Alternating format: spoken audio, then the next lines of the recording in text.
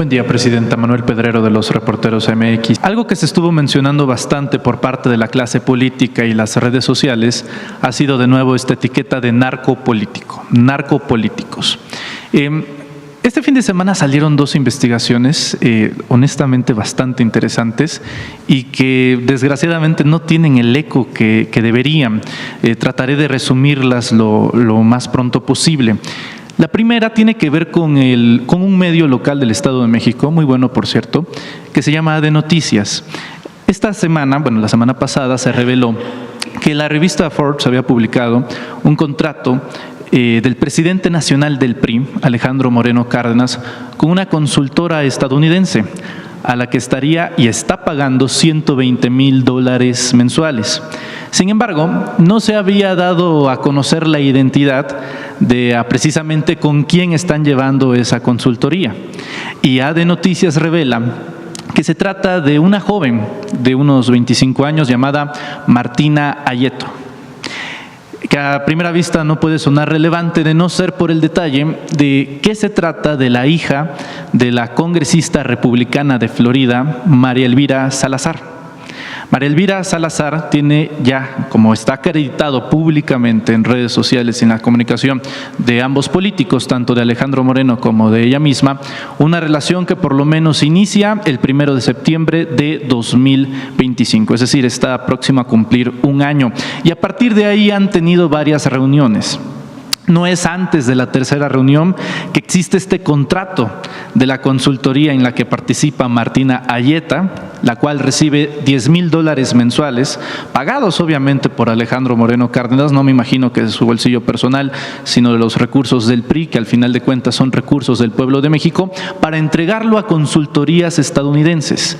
¿Por qué es particularmente interesante que se trate de la familia de María Elvira Salazar, siendo ella cubanoamericana, que forma parte de un grupo político, de una corriente dentro del Partido Republicano y dentro del gobierno estadounidense? Concretamente, del actual también secretario de Estado, Marco Rubio, jefe del Departamento de Estado. Ella, su cargo como congresista, también le da, entre otras cosas, un cargo que no se conoce mucho, pero que tiene una relevancia importante.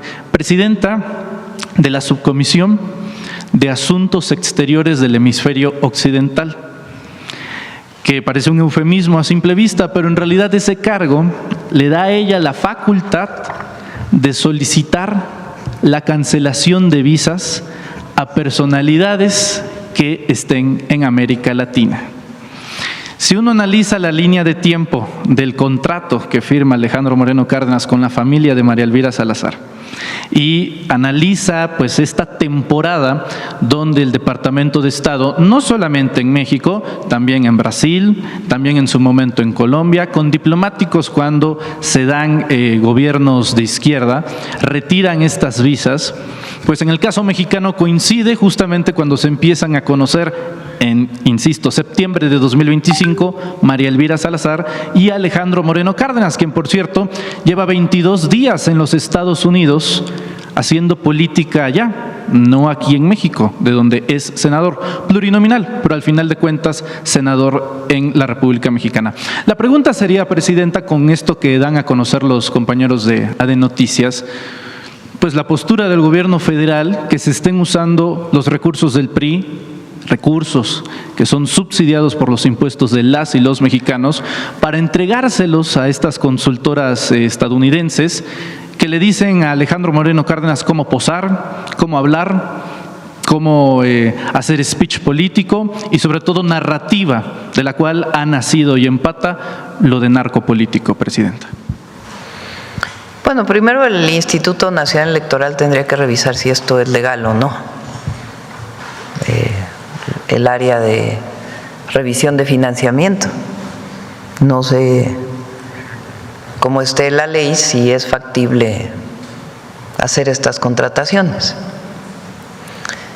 Yo creo que lo que está de fondo, y lo venimos discutiendo, platicando, debatiendo, es esta visión de dirigentes de partidos políticos mexicanos, que habría que decir partidos políticos y quitarle los mexicanos, porque están entregados al extranjero, entregados. No se puede explicar de otra manera. O sea, quiten el nombre de este personaje. El presidente de un partido político de un país se la pasa más tiempo en otro país hablando mal del gobierno mexicano y de México que en México. Da más entrevistas en otro país que en México. Contrata consultores de otro país que consultores, académicos, especialistas en México. ¿Qué es? Entreguista, traidor. No puedo llamarle de otra manera, no se le puede llamar de otra manera, porque están entregados. ¿Qué ofrecen al pueblo de México? Pregunto. ¿Qué le ofrecen? Le ofrecen lo que los conservadores del siglo XIX, traer a un príncipe, a un monarca, a gobernar a México, traer las ideas de fuera para gobernar en México. No tienen aquí prácticamente apoyo ya. Se han quedado muy solos.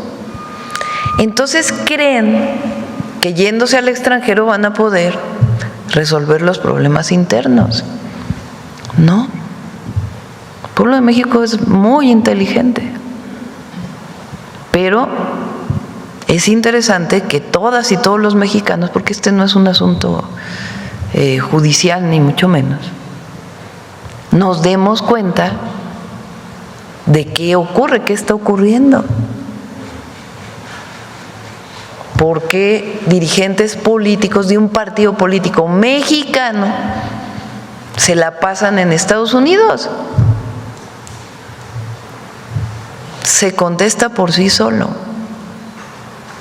Y cuando se presentan aquí, pues es con violencia. Se contesta por sí solo. Ahora supuestamente ya están separados, ¿no? El PRI y el PAN, pero pues son el PRIAN. La verdad, no hay diferencia entre uno y entre otro. ¿Qué decimos nosotros? Y lo vamos a sostener siempre, porque es la única manera de garantizar la independencia y la soberanía de la patria. Pensar en el pueblo, actuar con el pueblo, no separarse del pueblo. Nadie debe hacer eso. Y para eso hay que estar cerca y hay que tener principios. Honestidad, honradez, amor al pueblo, amor a la patria.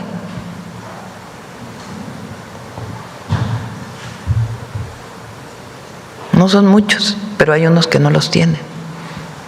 Se les olvidó el amor al pueblo y se les olvidó el amor a la patria.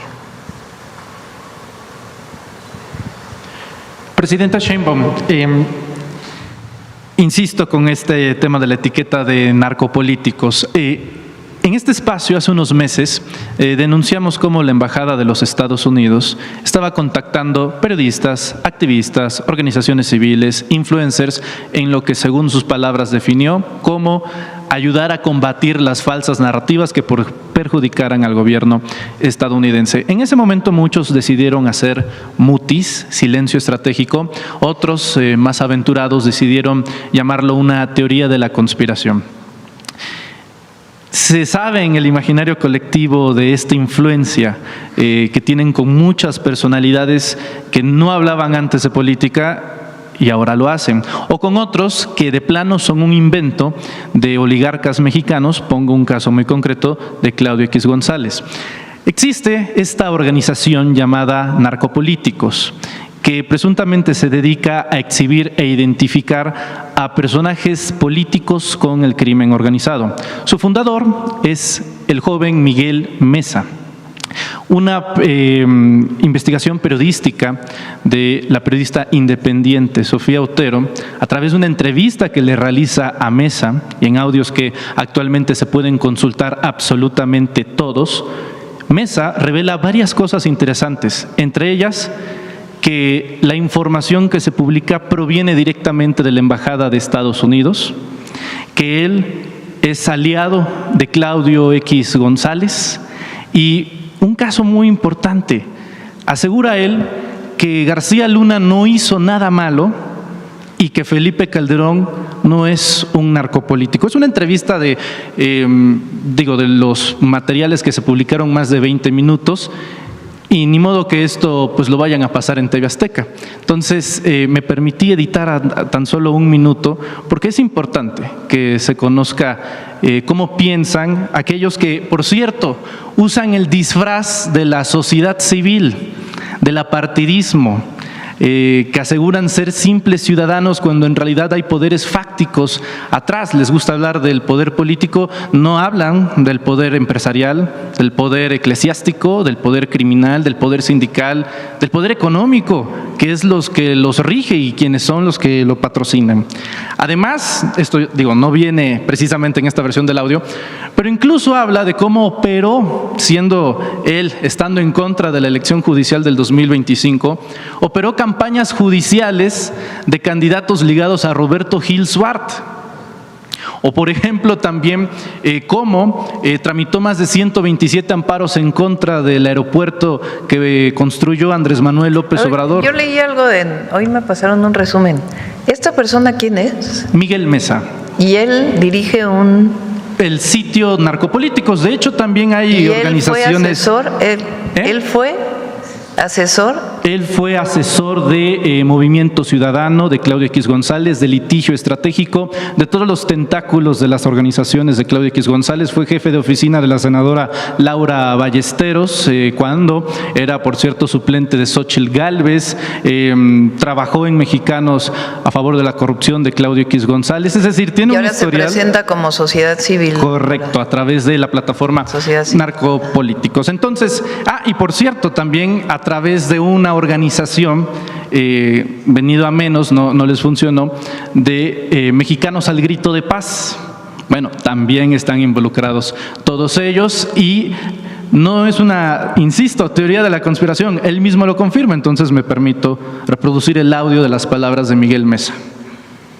Entonces decidimos fundar nuestra... Por cierto, Mesa dice, disculpe el lenguaje, pero es importante, que Narcopolíticos es un vehículo para echar putazos, así tal cual. Entonces decidimos fundar nuestra propia SEI, básicamente con la idea de, este va a ser un vehículo para echar putazos, y ya. Y ahí está, y al que le sirva, ¿no? Al final de la campaña, a través de un funcionario de inteligencia que había trabajado con agencias de seguridad estadounidenses, nos llegó unos cables de inteligencia sobre los vínculos entre Adrián y el crimen organizado, ¿no? Y estos cables de la embajada gringa, que justo los acabamos de publicar completos por primera vez. ¿Tú crees que Calderón sabía? ¿De García Luna? Sí. No, pero ese es punto y aparte. Llegué a esta reflexión hace menos de un mes. Pero dije, es que Genaro García Luna no hizo nada malo. O sea, solo hizo exactamente lo mismo que hace la DEA, que es apoyarse en un cartel y apoyarlo para putearse el de enfrente, ¿no? ¿No clasificarías entonces a Calderón como un narcopolítico? Con las pruebas que tenemos, no. No soy abogado porque no he terminado mi tesis, pero pues le hago al cuento. Que yo no sé cómo alguien puede litigar no teniendo pues el título, pero bueno, Presidenta, esta ya es mi opinión. Hasta el momento han sido solamente los hechos. México está viviendo un episodio de Bahía de Cochinos, pero en su versión digital.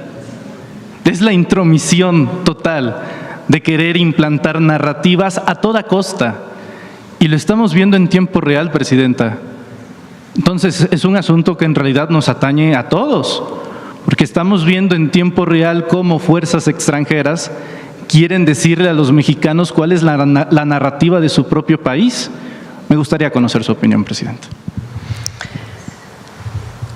Bueno, número uno, ha avanzado tanto la inteligencia artificial y todos, digamos, los avances en la informática, que en efecto hay quienes con dinero generan tendencias en las redes sociales y ahora es más fácil con la inteligencia artificial. Y las plataformas se prestan para ello. De tal manera que hacer una campaña contra una persona sin fundamento, a partir de una noticia falsa o de la tergiversación de una nota y hacerlo viral o hacerlo tendencia, es posible hacerlo sin tener a la gente. Uno pensaría, son 500,000 reproducciones, son 10 millones de reproducciones, 200 millones de personas están hablando de esto.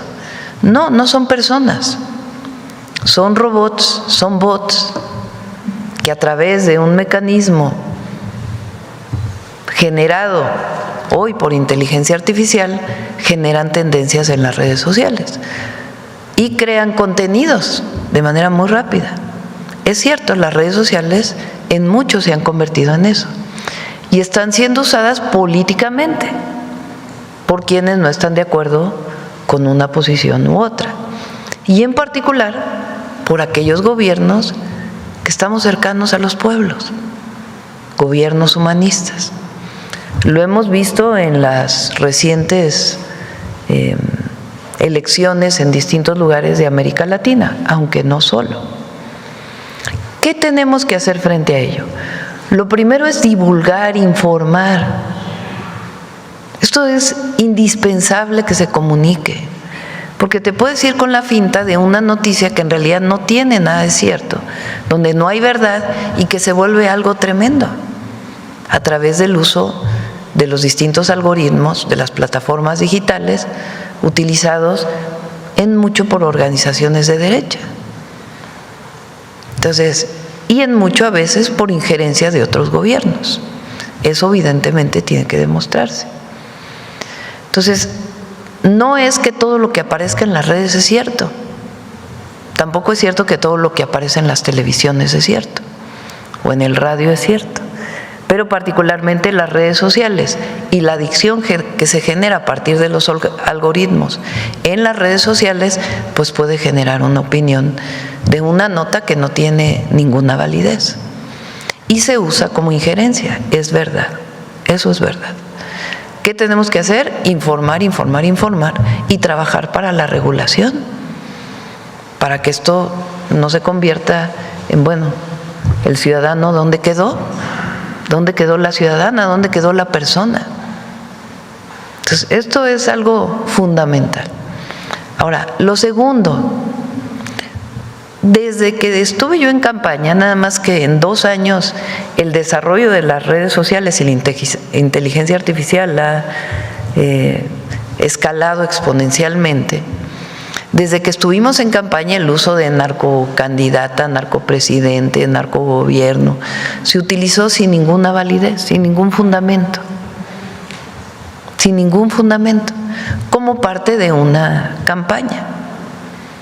De mucha hipocresía también, porque ellos sí estuvieron involucrados en apoyar a un grupo delictivo durante el periodo donde fueron presidentes, particularmente Felipe Calderón, con lo que ya conocemos de García Luna. Pero ahora se atreven a hablar de algo donde no tiene ningún fundamento. Entonces, primero, todos tenemos que garantizar que en efecto no hay ningún vínculo entre un grupo delictivo y un gobernante. Y particularmente las fiscalías tienen que hacer su trabajo en eso. Y los partidos políticos tienen que hacer su trabajo en eso. Fíjense, Morena propuso en el Congreso que hubiera una comisión del INE para que estuviera en contacto con las agencias de seguridad del Gobierno de México y la Fiscalía para poder revisar los candidatos, si es que había alguna información. ¿Quién se opuso? Los partidos de oposición. Hay que decirlo también, porque si no, no tiene coherencia lo que estamos presentando. Entonces, evidentemente que los gobernantes tienen que ser honestos, y ahí donde hay pruebas de un vínculo de un gobernante con algún grupo delictivo tiene que procederse, pero tienen que haber pruebas, no anuncios, no opiniones, pruebas contundentes donde las fiscalías puedan actuar. Entonces, los gobiernos tienen que estar libres de cualquier vínculo. Eso también hay que dejarlo claro, porque si no parece que nosotros estamos diciendo otra cosa, y no. Pero lo tercero, la hipocresía de la derecha y del conservadurismo. ¿Qué gobierno tuvo vínculos con un grupo delictivo? El de Calderón. Pero ahora ellos son los que se visten de puros o de morales. ¿Dónde? Y el pueblo de México tiene que estar seguro, o tiene que tener la suficiente información, inteligencia, que es bastante inteligente, para saber dónde está lo cierto y dónde no. Y para ello hay que informar. Lo que es muy difícil que ocurra en México es que llegue un gobierno de derecha. Eso lo sostengo. Por nuestra historia, por lo que somos, y porque los gobiernos de derecha no están con el pueblo, por definición. Están en contra del pueblo, por definición. Tienen intereses cupulares, personales, que no tienen nada que ver con el bienestar de la gente. Y eso lo defendemos y siempre lo vamos a defender. Ahora, vamos bien. También se genera, y no, el país va bien. El país va bien. Ahí están los indicadores económicos. Vamos bien. Y la gente sabe que vamos bien, que vamos por buen camino y que vamos a ir, mientras no nos separemos del pueblo, por buen camino. Pero hay que estar atentos a todo esto y lo que mencionas, porque hay personajes que la verdad, pues es evidente que lo que tienen en mente es utilizar noticias falsas para hablar mal de un gobierno o de otro.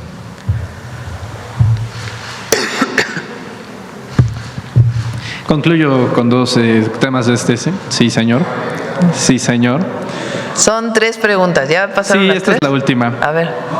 La presidenta Sheinbaum. Ya vamos para allá, ahorita te toca para que... Presidenta Sheinbaum, Nadia Beler, la mujer que sobrevivió al atentado de sicarios que presuntamente habría operado Fernando Cerimedo, director de La Derecha Diario, afirma que Cerimedo le compartió que tenía planes de meterse a México para operar justamente una guerra sucia. Autoridades bolivianas dieron a conocer que granjas de bots de algunas 50,000 cuentas operaban desde las instalaciones y propiedades del señor Fernando Cerimedo, que ahora, por cierto, Javier Negre como que se quiere deslindar de él.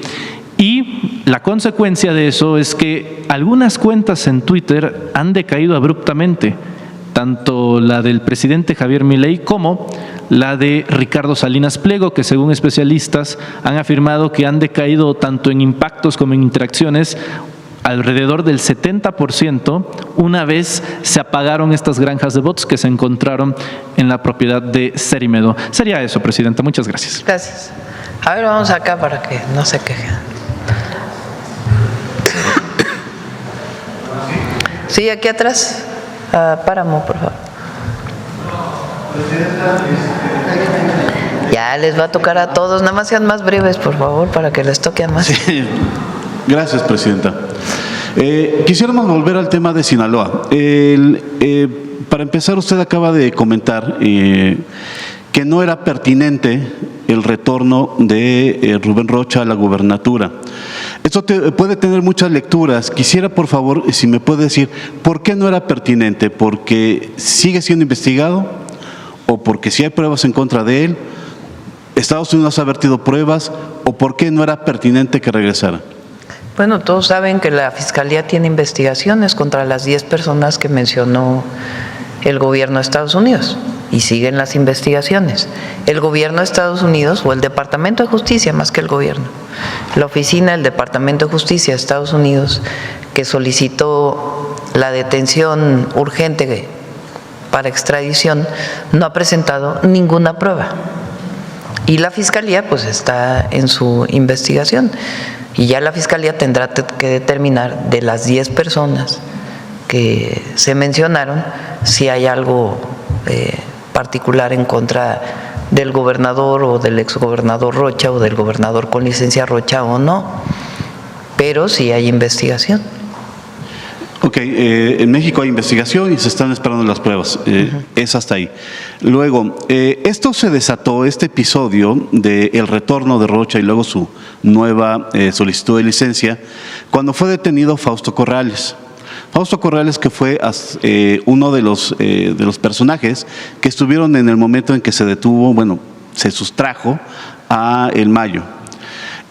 ¿Usted interpretaría que lo que estaba buscando en ese momento, estaba buscando Rocha, era tener fuero, porque puede ser que en las declaraciones de Corrales se le involucre como al parecer sucedió en ese episodio? No especulo, no especulo. La Fiscalía está haciendo investigaciones.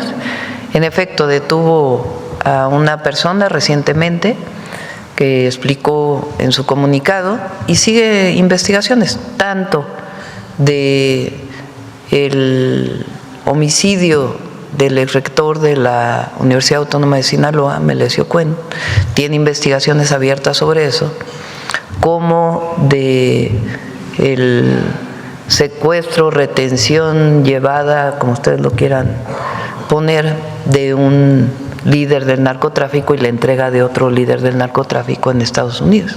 Entonces la Fiscalía está haciendo sus investigaciones desde hace tiempo. Esa investigación está abierta desde que estaba el presidente Andrés Manuel López Obrador. La hizo el fiscal Gertz y ahora la continúa la fiscal Ernestina Godoy, está en investigación.